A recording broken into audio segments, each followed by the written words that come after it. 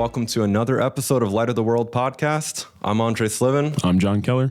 And today we have with us a very exclusive guest, my parish priest from since I was a child, Father Archpriest Victor Potapov in the DC Church of St. John the Baptist, Cathedral, St. John the Baptist. Before we begin with our episode today, Father, could you start us off with a prayer? Sure. O Heavenly King, Comforter, Spirit of Truth, who art everywhere present and fillest all things, treasury of good things and giver of life, come and dwell in us and cleanse us of all impurity and save our souls, O Good One. Amen. So Father Victor is visiting us today for the EAD conference being hosted in Jordanville. And we don't really have one specific topic that we'll be talking about. It's going to be a sort of a mix of different pressing issues, things that you might find interesting. And we're going to jump from one to the next, a whole bunch of good questions. We're going to be coming up with some of them on the spot, building off of it, and we hope that you enjoy today's episode. Our first question is... First, probably have Father Victor give an introduction of himself. Oh, that's true, that's true. Everyone knows you in ROCOR, but for those who don't, tell us who you are, please.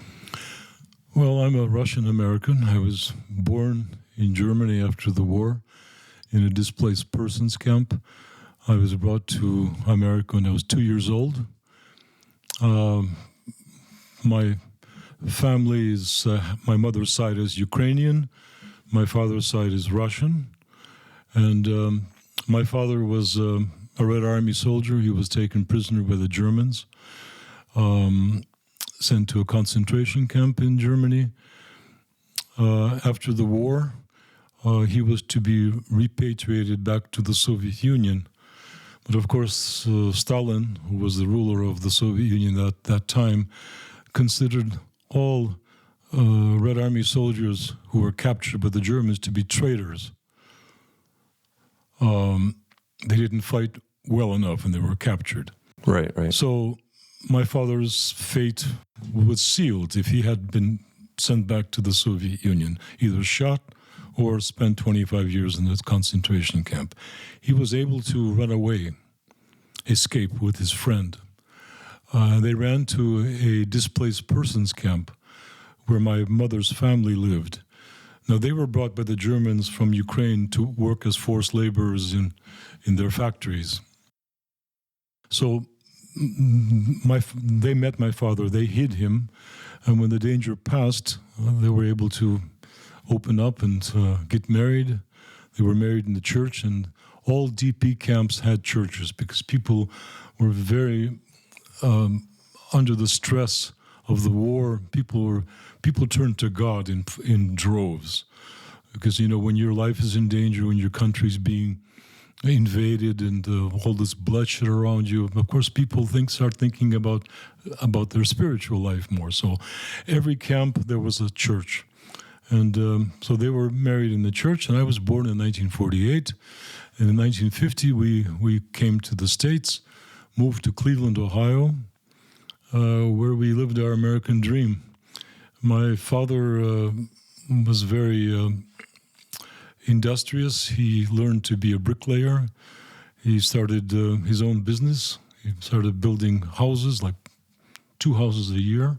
It was a small business. He sold it, and we were able to live on his salary, on the profits from the selling of the house.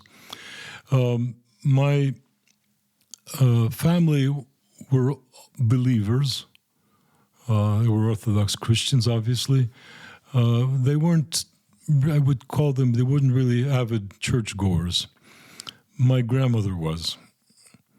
And she inculcated in me my faith. And after I began going to seminary, my family became more churched, if you will say, if you can use that word. And then, so my mother, she became a member of the sisterhood, and she was very, very active in the parish life in the church, St. Sergius Church in Cleveland. And my father actually was the contractor for the new church that they built outside of Cleveland, Ohio. So after seminary, I graduated in 1972. From here? From Jordanville From Seminary, Jordanville, yes, yeah. the Holy Trinity Seminary. I actually, well, a year before, I went to the Holy Land with Vladika Lavar, our late Metropolitan Loris. He was an archbishop. He was the rector of the seminary back then and the abbot of the monastery. And I was in the fourth year of seminary. I went with him, and I first went to Mount Athos and spent 10 days there. And I was totally taken by Mount Athos. And I started even dreaming about maybe becoming a monastic in the future. But what changed your mind? Well, I went from Mount Athos. I met up with Vladika Loris's group in the Holy Land, and there happened to be a group of young people from Paris, France, Orthodox, Russian, French people, and one of the pilgrims, when she heard that I was considering becoming a monk, she was very enthusiastically against that. She says, "We don't need monastics, we need priests." Well, that was her way of thinking. And she spotted this young lady, Maria Chertkova. She's the daughter of a priest in Paris, Father Serge Chertkov. And anyway, to make a long story short, she introduced us. And it was almost love at first sight. And I knew her for about 4 days in Jerusalem.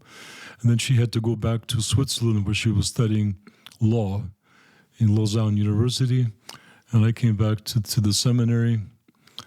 And I spent, that was actually the third year. I'm sorry, I said the fourth year. So I spent the next year really working a lot here at the monastery, digging graves at the cemetery to make money to go to Paris to propose to my Maria. And so I did make some money, and I went to Paris over the Christmas holidays. And, well, of course, we corresponded during the year that after the pilgrimage to Jerusalem, we called each other by phone, and so I was ready to go and propose to her. So I did that. Back in the 70s, there was an airline called Icelandic Airlines, and you could buy a ticket, $98 to Europe, which is, of course, unheard of now, but it's on the cheap. So I took advantage of the cheap tickets, and I went to Paris, and the first day I met my future wife. I proposed to her. And in 1971, we were married, and I was 4 months after our marriage, I was ordained to the diaconate in Novodiveevo by Metropolitan Filaret. And I spent the last year of seminary distance learning. So I graduated in 72, and in 74, I was ordained to the priesthood. My first parish was in Stratford, Connecticut, the Presentation of the Lord in the Temple parish. And then I was offered a position as religious broadcaster for the Voice of America in Washington, D.C. How did you get from Connecticut to D.C.? I heard that St. John was involved. Well, yeah. Well, in my parish in Stratford, Connecticut, I should back up. I found a job in New York City working for the CIA. It was a CIA front. It was called Bedford Publications. And what they did was they published Russian translations of Western classics and any kind of books that were banned in Russia from emigre publishers. And our job was to find ways of getting these books into the former Soviet Union. My specific job, my position was called Emigre Project Assistant. What I did was I would interview people who immigrated to America from the Soviet Union. These were mostly Jewish people. And I had a standard set of questions which I asked them, like what kind of books, what kind of samizdat books did you read? What kind of Western books would you like to read and have published and made available to the public? What radio stations did you listen to? You know, like Radio Free Europe, Voice of America, Deutsche Welle, and the other Western stations that broadcast via shortwave. And this was important work because it gave us a feel of what's going on inside of Russia. And as a gesture of our thanks to them, I would help them settle in America. I would help them move. I would hire movers, find furniture for them, just, daily things like that. And as I was working there, I noticed that there were very few religious books. And in my questionnaire, when I asked what kind of book would you like to see, these were Jewish people. Most of them were not Orthodox Christians. Yet they wanted books on philosophy, Orthodox theology, and of course Bibles. And I told the management, I said, this is what they're telling me, that the most sought after books are religious books. So they gave me the responsibility of buying these books for distribution. So, that was fantastic. I mean, I was able to buy from various religious publishers in the West, Russian language religious books, of course from Jordanville, where this was one of my main sources. So that was very gratifying because I was able to participate in this very small way in the religious renaissance that was beginning to take place in Russia in the 70s and the 80s. After 3 years of working there, unfortunately, I was cut. I was let go. Because, in the American government, they have programs, and for some reasons, some bureaucrats get tired of them, and they cut the funding and all that. And so the administration said, well, you're a priest. Your parish can pay you a salary. But you know what? It was very difficult for me to explain to them that's not the way it is in the emigre church. Right. So I had to find a new job. And of course, after working for an organization that dealt with Russia, and I felt that I could do something good for Russia. I couldn't see myself doing anything but something having to do with Russia. So I started sending out my resumes everywhere to the Caterpillar tractor company, any company that dealt with the Soviet Union. And I offered my talents as a translator and all that. So one day we were having a very difficult time in my parish, like all priests do from time to time. Not everything is rosy, and sometimes you have troublemakers and all that. And I remember one evening we were sitting with Matushka in our living room in Stratford, Connecticut, and she turned to me and said, "Do you ever regret becoming a priest?" Oh, wow. I mean, there was that emotionally, we were so emotionally taken by the problems. And I turned to her and I said, "I've never. I said, there's one thing that you lay people will never understand, but when you are ordained and you stand before the altar table and you celebrate the Eucharist, there's no more gratifying feeling in this life than doing that." And of course, no, I don't regret. So she liked my answer. She was satisfied with it. We went to bed. And, I had a dream. It sounds like a speech, doesn't it? I have a dream. I don't trust dreams. I always tell people when they come to me, says, "Well, Father, I had this dream. What should I do?" I said, "Be very careful. Be very, very careful." But this dream, Vladika John of San Francisco came to me. And he's told me a lot of comforting things.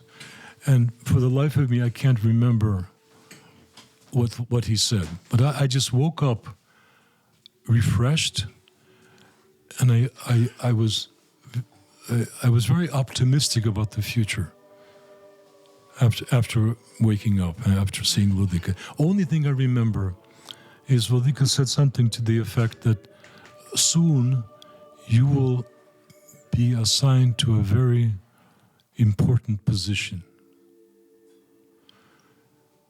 And the day I woke up, it occurred to me that there was one employer that I didn't send my resume to, the Voice of America. And at that time, I'm no journalist. I had no journalistic training, education. I just graduated from seminary, did some master work at Norwich University in Vermont. But I had to sell myself, as people do in the West, Right. And I remember my wife's uncle, Bishop Basil Radyanko. He worked at the BBC doing religious broadcasting. And he would send us cassettes of his religious broadcast. And sometimes I would even listen to him on the radio. I remember I was painting a room in the house, and I was listening to his broadcast, and I remarked to my matrushka, I said, boy, what a wonderful, wouldn't it be wonderful if I could do the same thing? That was like years before I started religious broadcasting. So when I lost my position, I had this dream from Vladika John, which really supported me, like I don't know what. And I sent my resume to the Voice of America.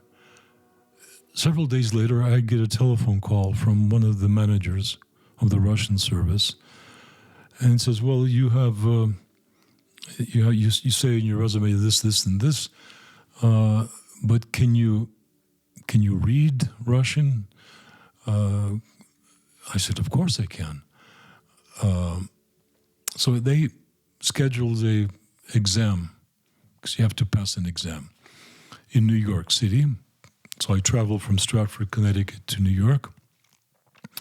They said that you can bring a Russian dictionary, and they gave me cutouts from the New York Times, and I had to translate them into Russian, and then I had to voice them. All right? So I passed the exam, and they offered a position to me. At the same time, our parish in Washington, D.C. the rector was a very elderly Archimandrite Nicholas Pekatoros. He was a Russian Greek. He was in his 80s, and he needed help. He needed a second priest. And Vladika Filaret was very much supportive of my going to Washington, and I promised my parish in Stratford that I wouldn't leave until I found a replacement. So for several months, I traveled on weekends from Washington back to Stratford to serve, and then on Sunday, after services, I went back to Washington to go to work. But I was hired not as a religious broadcaster. I was hired as a broadcaster. But soon, some smart people at the Voice of America understood that religion is a powerful tool in our fight against communism. And they have a priest on staff. They had one religious broadcast a week. It was a 10-minute sermon by Archbishop John Shachovskoy. He was the OCA bishop in Santa Barbara, California. But he was old, and the administration understood that he might be gone in a couple of years. So I was given the task of organizing a new religious broadcast, which would consist of religious news, which would also include Vladika John's talk. And so they gave me a 20-minute slot. The first 20 minutes was about Christianity and other religions. The last 10 was a Jewish segment. But they were this broadcast. The 10 minutes was my Jewish colleague Vladimir Matlin who took care of that. But in between, when I finished my portion, I would say, and now Vladimir Matlin will give you news about the Jewish religion. We started getting letters from Russia praising my broadcasts. And after the administration recognized that this broadcast was making a mark, they separated the Jewish broadcast from mine. They gave me another 10 minutes, 30 minutes. Soon after that, I was given 45 minutes. And each broadcast was repeated 5 times during the week because Russia has many time zones. And then in 1983, America was celebrating the Year of the Bible, and the Congress passed a resolution that we should all read excerpts from the Bible every day for your spiritual benefit. And I was asked.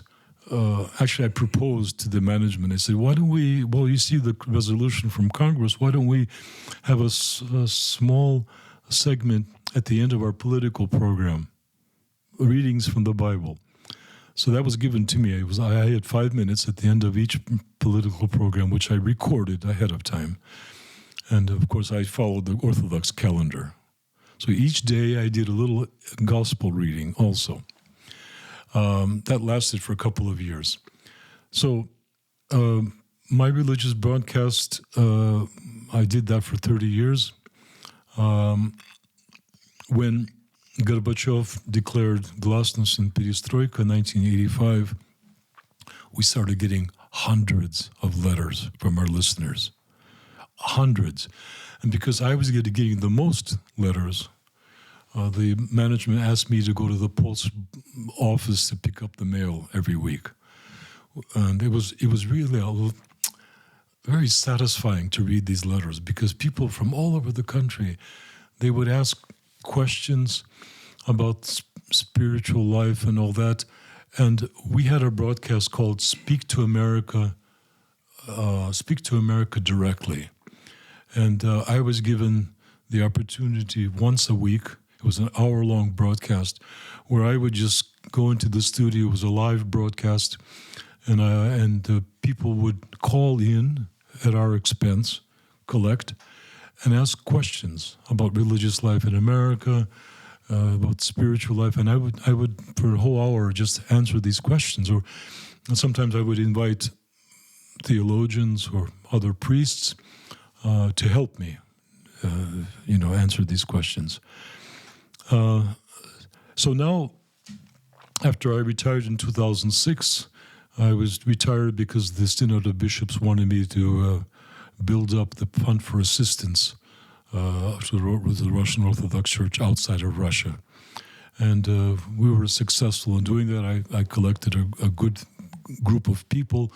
I am no longer the chairman of the Fund for Assistance. I'm a board member because it was just too much for me as a priest, and to balance the work in the Fund for Assistance with my priesthood.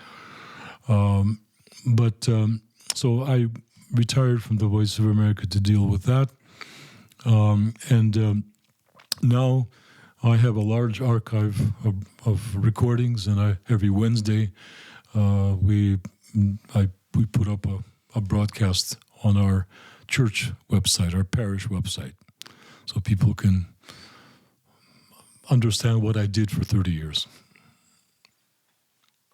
That was a long introduction, wasn't it? That was a good introduction. I wanted to know these things about you, but I was, I guess, too afraid to ask before. Yeah. But yeah, from Connecticut to DC, a dream of St. John, working for the CIA. That's a pretty impressive resume. So I think One of the questions you wanted to ask about how does a seminarian find a matrushka, right? Yeah, or anyone for the matter. How do you find a good spouse? Well, we can start with that. Yeah. In my case, it was providential.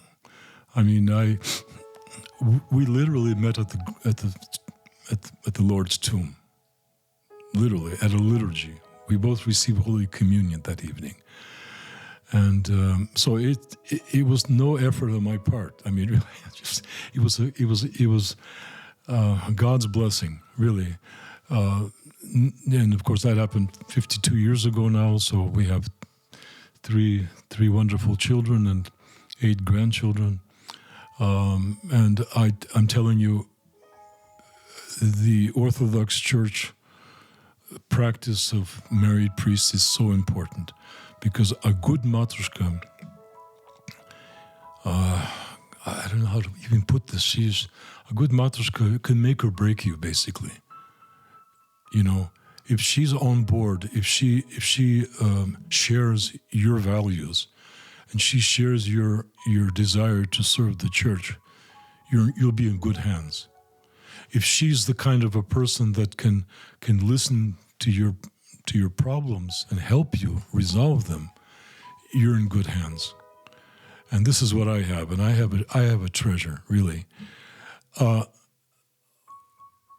remember when I was studying in seminary, we looked forward to weekends when pilgrims would come, and we knew that there would be young ladies coming as well, and we kept our eyes open. The radar turns on. Yes, exactly. The transponder was on. Yeah. And I know that several seminarians met their matrushki here. Mm-hmm. But a matrushka has to be ready to sacrifice a lot, because being a priest, and many of our parishes can't afford real salaries for priests, and so the priest has to find a secular job, or his matrushka does. And of course, if you have children, you have to raise them. You can't have matrushka working someplace. She has to be at home. It's tough. It's tough. I've been there. I've done it.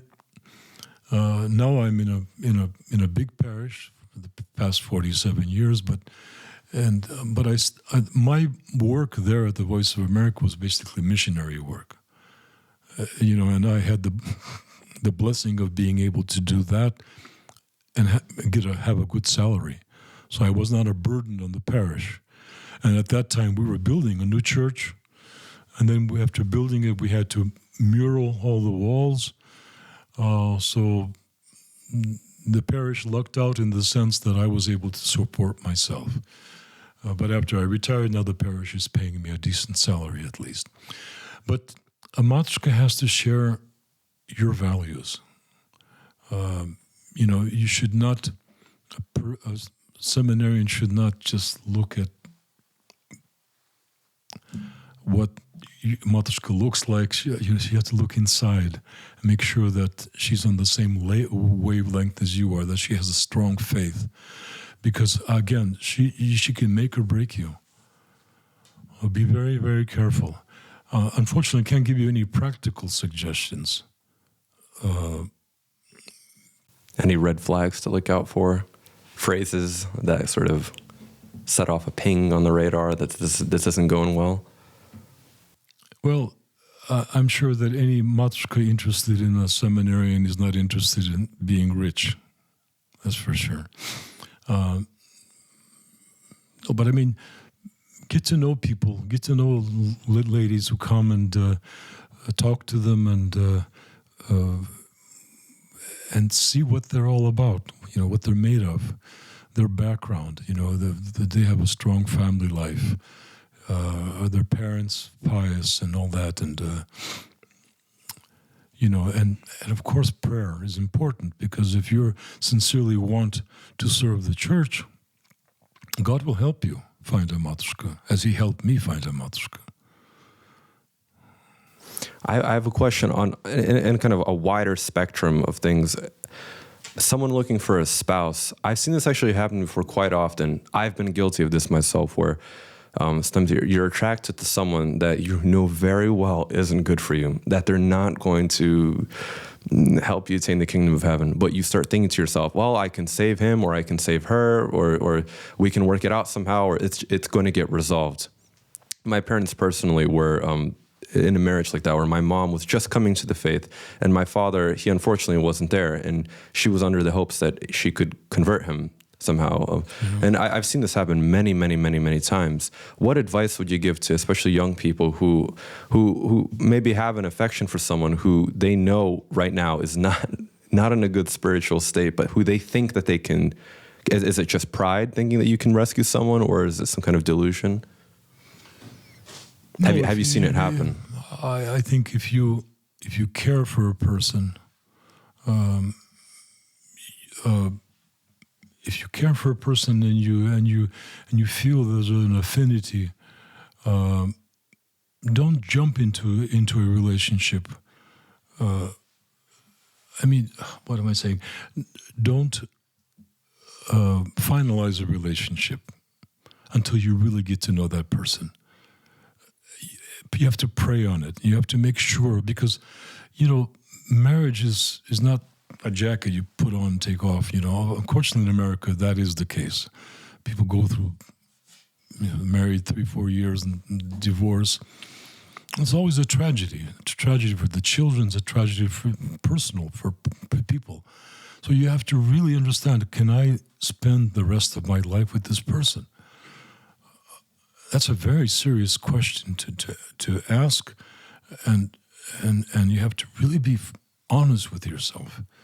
The girl might look very nice and she's attractive and she impresses you, but scratch deeper, and see what is underneath that beauty.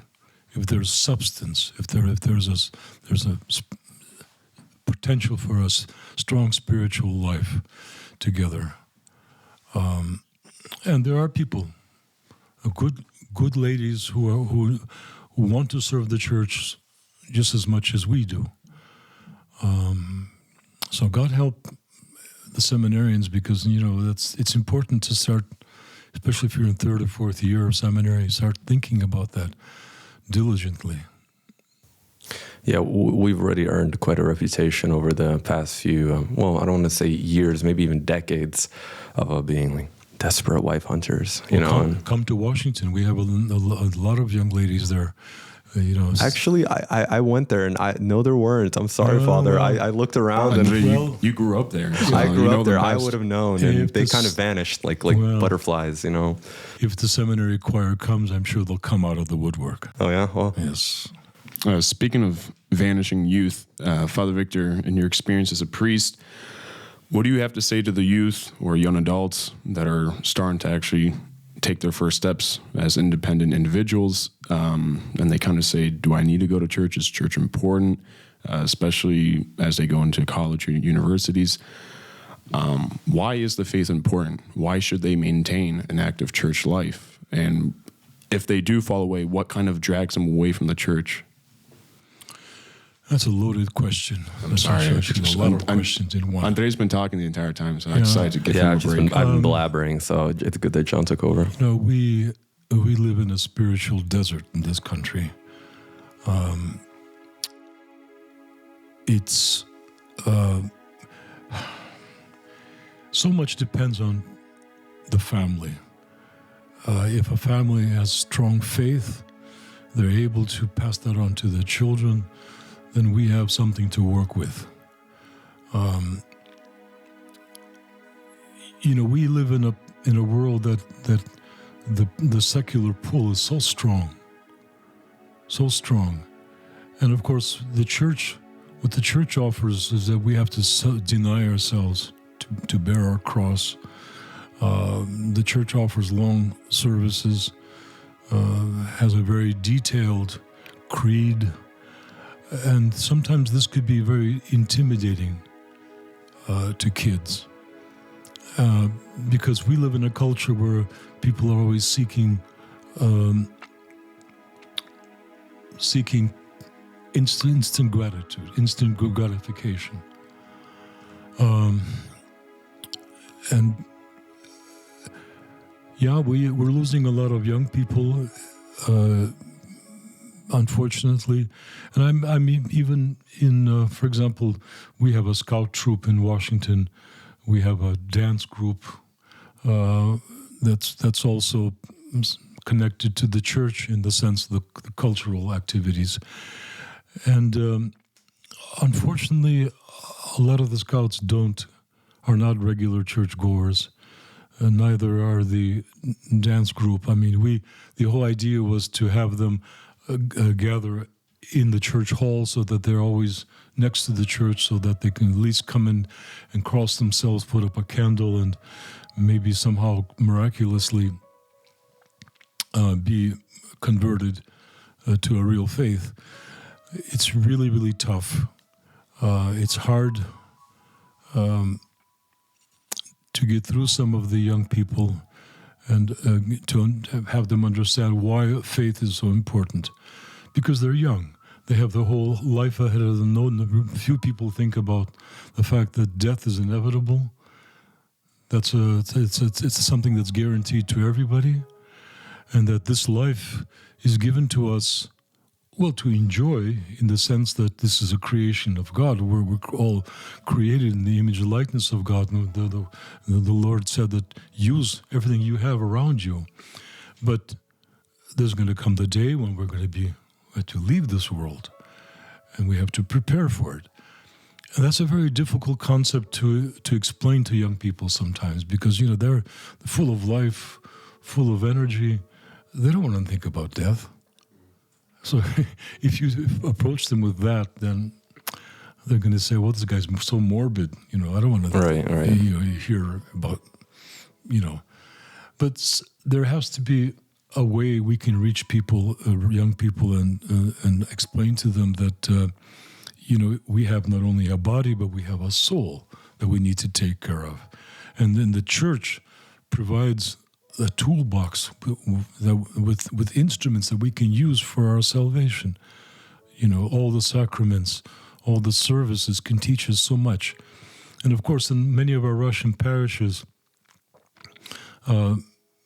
English is not used, or being used in a very limited fashion.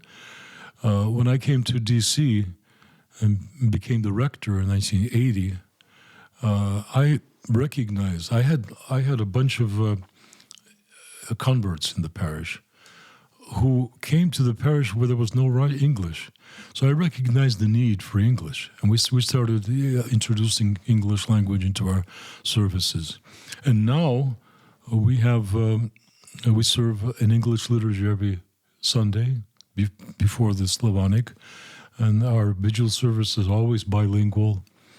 And we have a vibrant English community. We've, as a result of the use of the English language, we've spawned 2 new parishes in our area: the Saint Thecla in Silver Spring and Holy Apostles in Beltsville, Maryland. And plus, we have a very large English language community within our cathedral as well, and a lot of young people. Come to the English services. Working with you is important. Our scout troop, one of our priests, we have a camp in the hills of West Virginia, and we go there and we serve on the weekend. We serve liturgy. We set up a chapel from scratch, and we have talks with the youth, religious talks, and that's very popular because we get a chance to again interact with the young scouts. They all receive Holy Communion, confession. The youth is their future, and we have to deal with them and do as much as we can to bring them to the church. That's a very good answer. So this is a big question. and one that is quite pressing, but it isn't talked about enough right now, and it's the situation with Ukraine. It's a big deal. It's a big deal, and there are tons of misconceptions going on around about our relationship with Ukraine in terms of, the Russian church abroad, how we're helping people, how we're interacting with them, who we are as a church, and what our roles are, and what kind of truths and lies there are going on right now. So what I wanted to ask you in the most simple form is, what should the people know? Well, it's obviously a very tragic situation because there have been, according to Western sources like Professor Mersheimer of Chicago University, Scott Ritter, the former UN weapons inspector, Jeffrey Sachs of Columbia University, and others, they all estimate that at least 300,000 have been killed in 1 year of combat in the Ukraine. And that's not even counting the civilians that have been killed or maimed, houses destroyed totally. It's very tragic. The reason for this war, according to the Russian government, is they demanded that Ukraine remain neutral. Russia did not want a NATO country on his borders. They considered this an existential threat. It's the same thing. It should be easy for us here in America to understand. If the Chinese, for example, were to build bases in Mexico or Canada, what would we do? Obviously, we wouldn't sit back. We would consider that an existential threat. We consider existential threat situations that are 10,000 miles away from us. Syria, Iraq, Libya, where millions of people were killed as a result of our bombing and our senseless, endless wars that we have waged in the Middle East and in those countries. So Russia considered this an existential threat, and they've been saying for 10 years, don't move NATO close to our country. And the Russian ambassador, the American ambassador to Russia, Burns, who's now the director of the CIA, wrote in a memorandum to the State Department. He called it "Нет means нет." He said that if we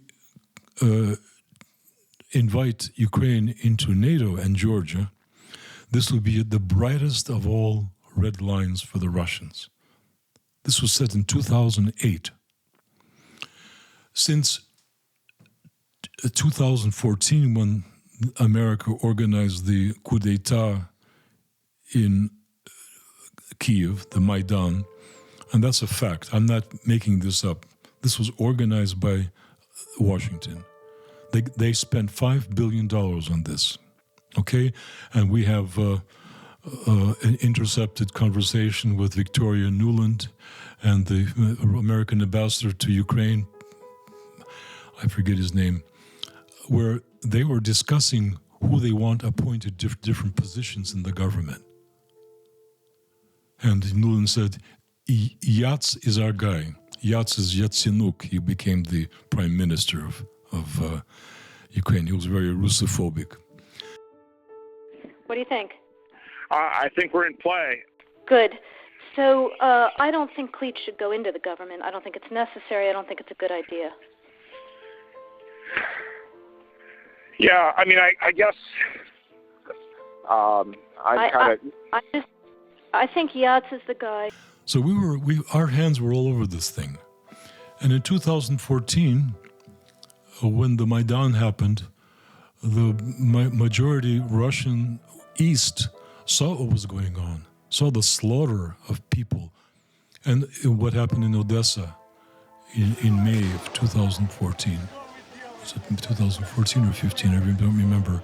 When in the trade building, 50 people were burned to death by Azov people. Members of the Azov battalion identified themselves as Nazis. Они доставали, добивали людей. Они здания добивали. 2 ребят они забили палками до смерти. Женщину 2 детьми заживо спалили. Больше 116 человек, ребята.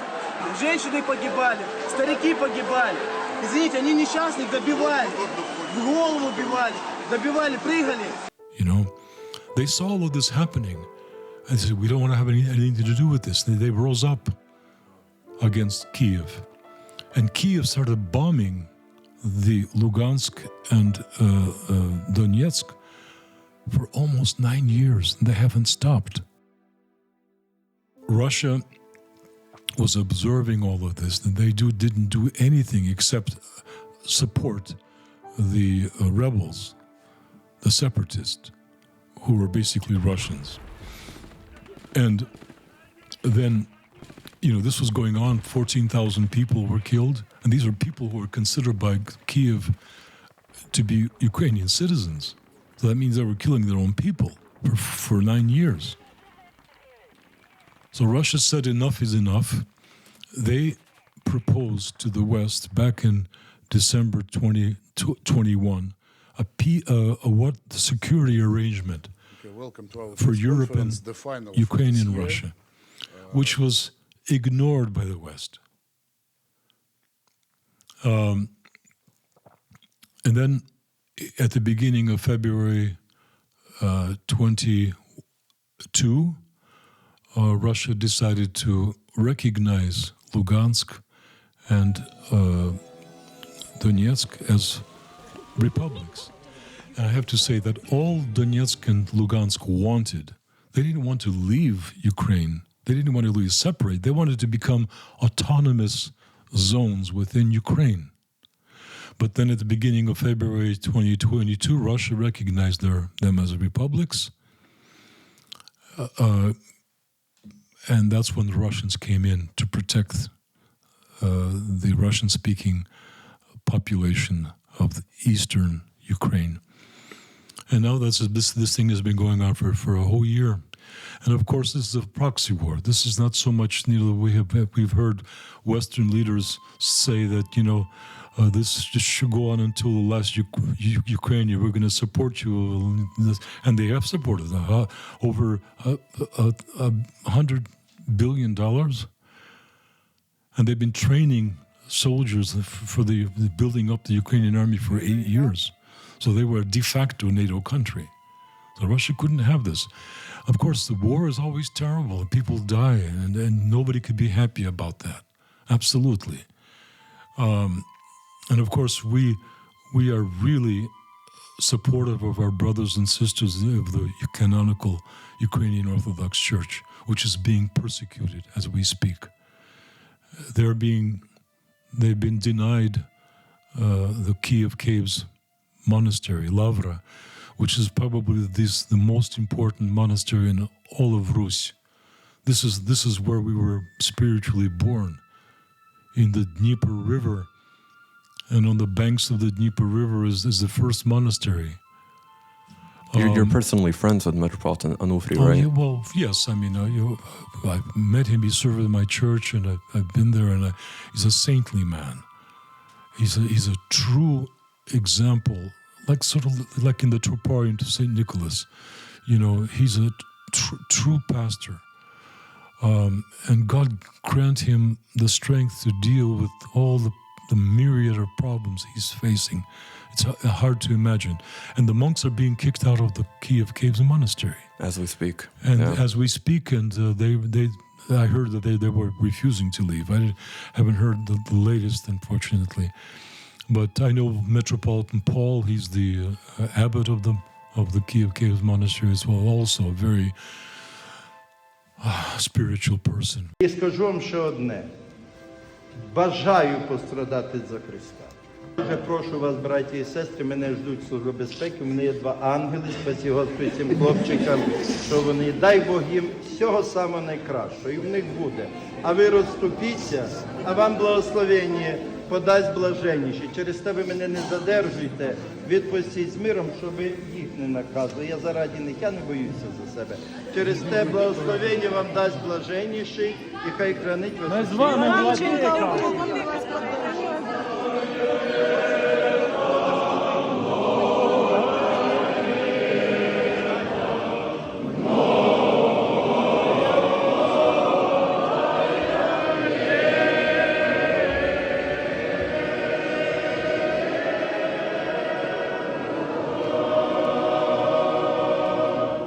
рішення за адресою Київська область, Бориспільський район. Поступили, я їх віддаю волю Божу, хай Господь їм розбереться сам. Без питань. Викликайте лікаря. Треба що доказувати. Лекцій у мене дуже багато.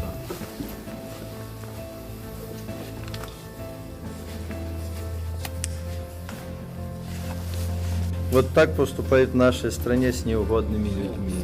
Ну что ж, помоги Господь. Благословлял всех президентов на выборы, молился, а сегодня удостоили меня такой великой чести. Я очень-очень всем благодарен. Плакать не стану, уже выплакал, но молюсь Богу, что Господь послал им розум. И спасибо вам. Храни вас Господь, поверьте, я вас действительно люблю.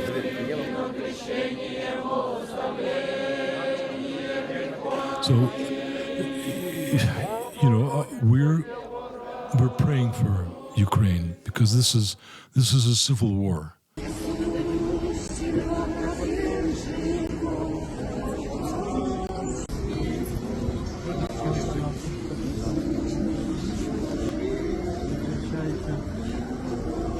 It's a proxy war too, but it's also brother against brother, which is unnatural. And we were given the relics of the Kiev Caves saints by Metropolitan Onufri. We brought them to Washington. We have a beautiful reliquary. We placed them in the middle of the church, next to the festive icon. Just recently? You placed them in the middle of the church? No, just at the beginning of the war. Okay. And we decided we're going to keep them in the middle of the church until the war is over. And each Sunday, after each liturgy, we do a short molebin, and we read the special prayer which was written by our Synod of Bishops for Ukraine. And we've collected, close to $50,000 to support Vladika Onufri. Just your parish? As a parish. Mm-hmm. And this money was sent to the Fund for Assistance. The Fund for Assistance has collected something like $300,000, all told. And we send this money to various places, like, for example, Metropolitan Mark of Berlin, who has a direct connection to Vladika Onufri. He's able to get this money in. Plus, Vladika Mark has been overwhelmed with Ukrainian refugees in Germany. So he needs some funds also to support these people. Maybe we can put the link. I'll add the link into the comments and in the video. Okay. So, we have to pray, and of course, the only news outlet in this country that really speaks the truth about Ukraine is one broadcast. It's Tucker Carlson. Really? Yeah, Tucker Carlson tonight. He's fantastic. He's the only one who invites people like Ritter, Jeffrey Sachs on his broadcast, and he actually mentioned the persecution of the church. Zelensky's secret police have raided monasteries across Ukraine, even a convent full of nuns, and arrested dozens of priests for no justifiable reason whatsoever and in clear violation of the Ukrainian constitution, which no longer matters. Last week, he announced his plan to ban an entire religion, the Ukrainian Orthodox Church, and to seize its property, all for being insufficiently loyal to his regime. And he said it out loud. Watch this. We have to create such conditions when any people dependent on the country aggressor won't be able to manipulate Ukrainians and weaken Ukraine from within. First, the National Security and Defense Council instructed the government to submit to the Verkhovna Rada, a draft law on making it impossible for religious organizations affiliated with centers of influence in the Russian Federation to operate in Ukraine. A free country does not ban a major religion. Now, the Ukrainian Orthodox Church is more than 1,000 years old. With the full backing of the Joe Biden administration and the U.S. Congress, Zelensky has decided to ban it. The Western media is saying, Russia's attacking Ukrainian democracy. Ukraine is no democracy. It's an autocracy. All opposition parties have been banned. Національної безпеки та оборони України вирішила, враховуючи повномасштабну війну, розв'язану Російською Федерацією та зв'язки деяких політичних структур з цією державою, призупиняється будь-яка діяльність низки політичних партій на час воєнного стану, а саме Опозиційна платформа «За життя», партія Шарія, Наші, Опозиційний блок, Ліва опозиція, Союз лівих сил, Держава, Прогресивна соціалістична партія України, Соціалістична партія України, партія соціалістів, блок Володимира. Over the past year, Zelensky has banned opposition parties. He shut down critical media by force. He's arrested his political opponents. He has sent soldiers into churches. The Ukrainian Orthodox Church, the canonical Ukrainian Orthodox Church, has been being basically persecuted in the hopes that it will be banned, but that's what the government wants. And it's being replaced. Yeah. Unfortunately. And people, a lot of our people are just listening to what the mainstream media is saying. And they find it very difficult to understand, why did Russia invade? Why did Russia do that? But the war in Ukraine began not on February 24th, 2022. It began 9 years ago, 2014. As a concluding question, I wanted to ask you, what would you tell people who do not like the phrase brother on brother? They don't like to see Russians and Ukrainians as a sort of, as a one Slavic people. They want to distinctly separate them and say that, no. You guys are all the way over there and the Ukrainians are all the way over here. Don't ever compare yourselves. What would you tell people that say that? That's a falsehood. You scratch a Russian, you'll find a Ukrainian. You scratch a Ukrainian, under his skin is a Russian. I'm half Ukrainian on my mother's side and Russian on my father's side. My wife is the same. And we were all baptized in the same baptismal font in the Dnieper River. All right? What was it, 300 years ago, the Ukrainians asked to be part of the Russian Empire, to protect them from the Catholic West. And that's the way it's been.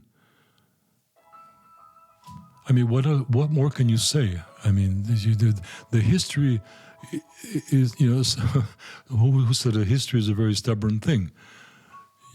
Real history of the Ukraine, Belarus, and Russia, you'll come back to the commonality of all of us. We're one family.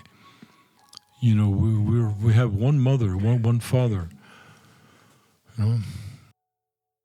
So just as a kind of optimistic question to kind of lighten the mood before we finally end the podcast, earlier I think I said that you were a priest for 47 years, of course, in D.C., if I'm not, of course, next year, God willing, September 1st, it will be your 50th anniversary, a big milestone in your life in the service of the church.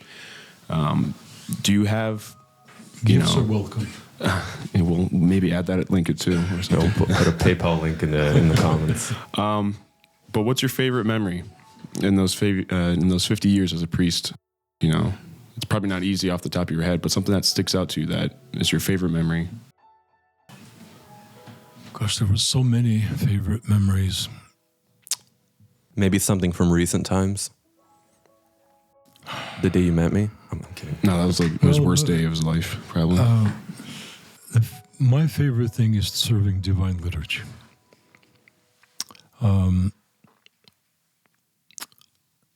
So many favorite memories. Of course, one of my favorite memories is the canonization of Archbishop John of Shanghai and San Francisco. By the way, our parish in Washington is the only parish he founded in this country. He actually established our parish in 1949 when he came to D.C. to lobby Congress on behalf of the Russian Orthodox Christians that were stranded on the Filipino island of Tubabao.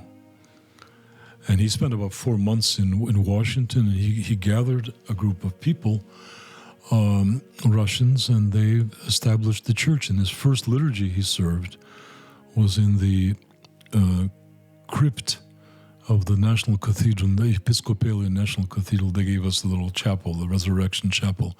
The first liturgy he served was on the day of the feast of the beheading of St. John the Baptist. And our church feast is the beheading of John the Baptist, which is a very unusual feast, a patronal feast for a parish. Right. If in monasteries they have churches dedicated to the beheading, and the reason being because he served the first liturgy, and he said that's the way it will be. And then of course 9/11 happened, our feast day. And I'll never forget that. That's not my favorite memory. It was very tragic. When that happened, it was happening, and we were serving liturgy, and nobody knew where these missiles would be flying from or airplanes would be falling from. I would get people would run into the altar, said the Pentagon has just been bombed. And then after that all happened, we heard that the first thing we did was to serve the panichida for the dead. On 9/11? Mm-hmm. On 9/11? Wow, right as it was happening. Yeah, while this was happening, because people were being killed. And then we served the moleben for the God give us the strength to withstand this tragedy. So that's a day that will live in my memory forever too, of course. But of course, the birth of children and grandchildren is something that's wonderful. But as far as parish life, well, of course, when we had the great blessing of the church in 1988, that was wonderful. We had 5 bishops who came to bless the church, and that was wonderful because you had this feeling of satisfaction that all the work that you put into it, and it led to this. So, God, thanks to God for all things. That's all I can say. Well, we're very happy that you took the time. You're welcome. Thank you. To talk Thank you to very us. much. Glad to do it. You're one of the most popular priests in ROCOR. The seminarians would agree. And Today, of well course, known in would agree. Russia as well. I would very much agree, yes. But this was a good discussion, and I honestly feel like we just hit the tip of the iceberg, and we hope to have you back sometime. Next time. Yeah. Okay. Well, thank you. And we hope to have you guys back to Washington too to sing. Oh, yes, After yes. Pascha, I guess, right? Yeah, May 14th. May 14th, I think, May yeah. 14th, okay. All right. Спасибо.